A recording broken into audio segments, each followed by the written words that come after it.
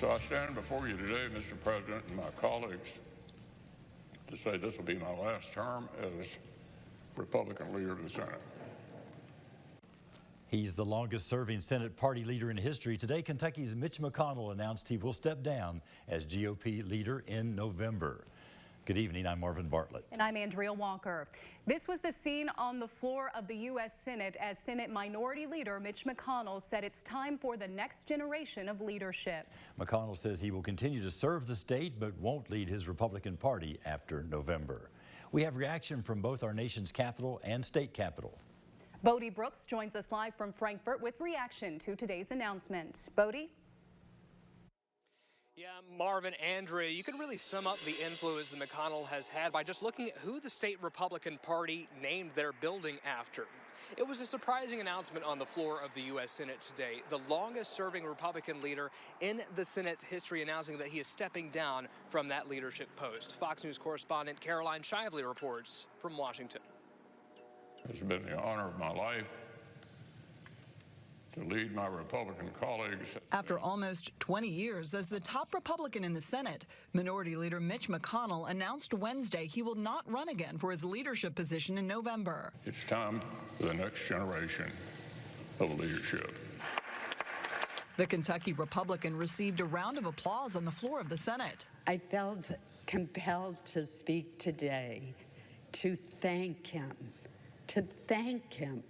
for devoting his life to public service. President Biden praised McConnell as well.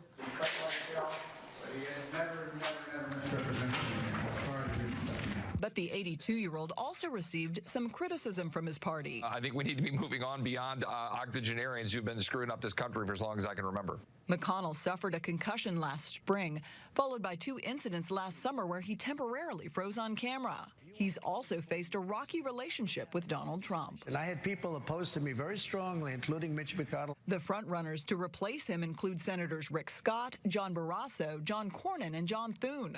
But McConnell won't give up the job until January. I still have enough gas in my tank to thoroughly disappoint my critics, and I intend to do so with all the enthusiasm with which they've become accustomed.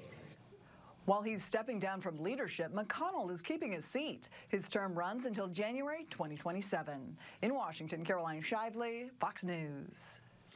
Now, while a lot of people are familiar with McConnell's influence on the national level, here in Frankfort, many lawmakers have a personal connection, whether it be through policy or on the campaign trail. Many of the lawmakers I spoke to today say they weren't entirely shocked by today's announcement, but they are sad at the influence that Kentucky is now losing in D.C. We will never be represented by someone as powerful as Mitch McConnell in the United States Senate. Senate Floor Leader Damon Thayer calling Senator Mitch McConnell as impactful as Henry Clay to the Commonwealth's political history. For as much influence as McConnell has had in D.C., many in Frankfort credit him with reshaping the Republican Party's influence in the state capitol. He has done more than anyone to kind of lead the transition from when Kentucky was a solid blue state to now where it is maybe not solid red, but certainly Republican dominant. His legacy will obviously be the reshaping of the federal judiciary. But I think that the history books will remember him very fondly. House Speaker David Osborne and Senate President Robert Stivers both saying McConnell's legacy will be the shaping of the Supreme Court during the Trump administration. The influence of those nominations and confirmation will last well beyond 2030, 2040, and even into the 2050s. So that's the significance. You're talking about decades of influence. He's played a major role in funding for infrastructure, our universities, our hospitals.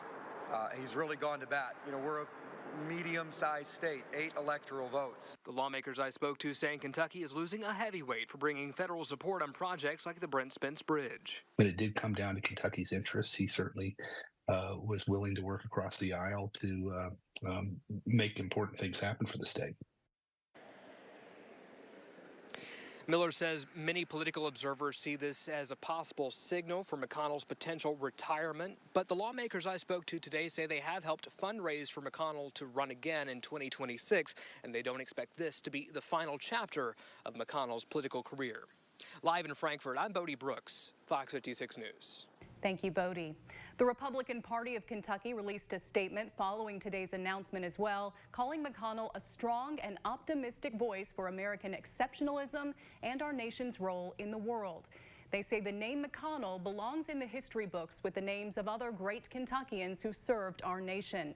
We asked Senator Rand Paul for a statement. His office replied simply by saying he'd like to congratulate McConnell on his long tenure.